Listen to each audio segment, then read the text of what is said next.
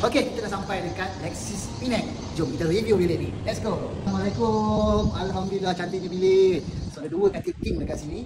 Okey, ada telefon, ada TV, PIS. Okey, kita set minuman lah. Let's go. Sejadah, iron, slipper. Ni ada safe box. Okey, ni toilet. Ada satu lagi. Salam. Okey, tempat bilik mandi dia. Boleh dah ala Europe gitu kat sini. Dan one more thing, jom. So ni tempat makeup, keringkan rambut. Yeah, ada pool. Okay, sebelah pool ni ada sauna bila dah mandi kan. Kita pandangkan badan dekat dalam sauna. Dan enjoy the view menghadap Penang dan laut. Nak dapatkan percutian dekat sini, anda boleh follow TikTok ni, Kak Nani. Okay, jangan lupa dapatkan percutian di Lexis Penang sekarang. Bye bye.